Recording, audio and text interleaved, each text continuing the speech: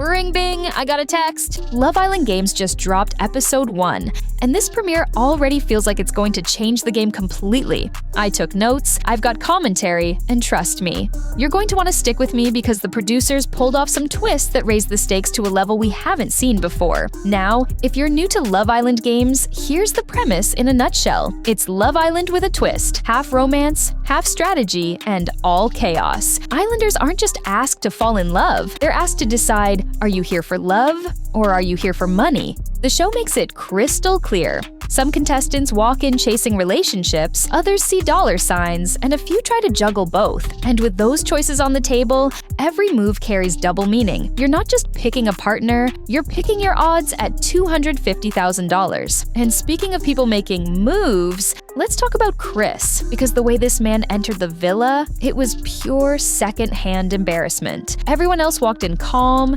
casual, introducing themselves like normal human beings. Even Adrina kept her vibe chill. Then Chris storms in, puffing his chest with the line, "Hey y'all, my name is Chris. Y'all probably know who I am." My name is Chris. I'm sure you guys probably know who I am. Why would we know who you are?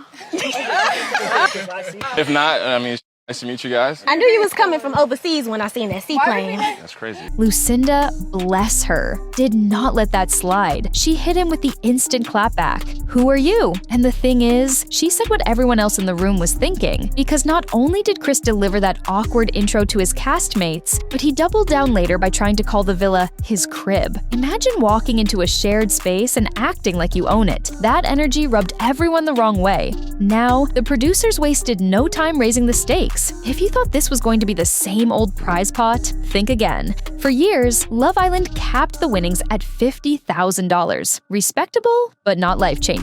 Season 2 of Games, the prize is now $250,000, $250,000, enough to make even the most hopeless romantics start thinking about strategy first. And you could see it on their faces. Love is cute, but $250,000? That kind of money makes people ruthless. But cash isn't the only new twist. Enter the Heartbreakers. Their entire purpose is to walk in and break up existing couples. This season, Solane and Charlie stepped into that role and instantly shook things up. Solane went after Mert, despite his total lack of interest, and Charlie went after Andrea, leaving Josh vulnerable. That left both Josh and Lucinda scrambling, with only 48 hours to pass off their heartbreaker necklaces or face elimination. It's brutal, and it's only day 1. Let's break down the couples. Garby, my absolute fave, authentic and lovable, paired up with Kendall, and they already feel strong. Chris unfortunately paired up with KK, and here's where it gets painful. KK deserves the world, but once again,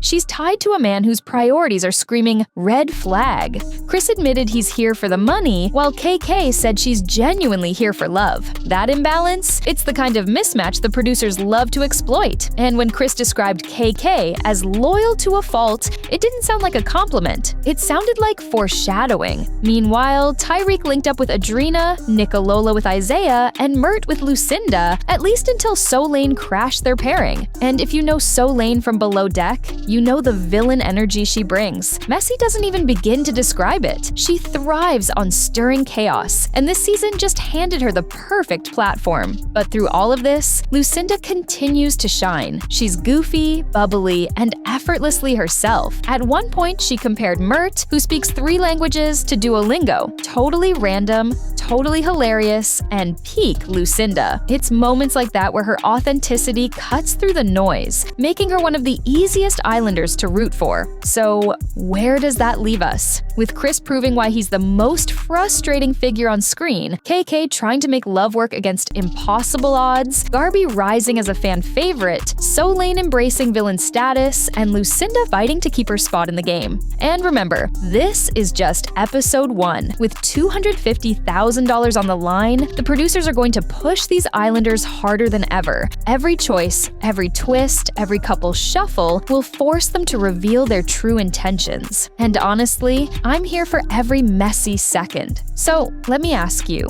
if you were in that villa, would you play for love or would you play for the money? Drop your take in the comments, and if you want the breakdown of every twist as it happens, make sure you like, subscribe, and hit the bell, because this ride is just beginning.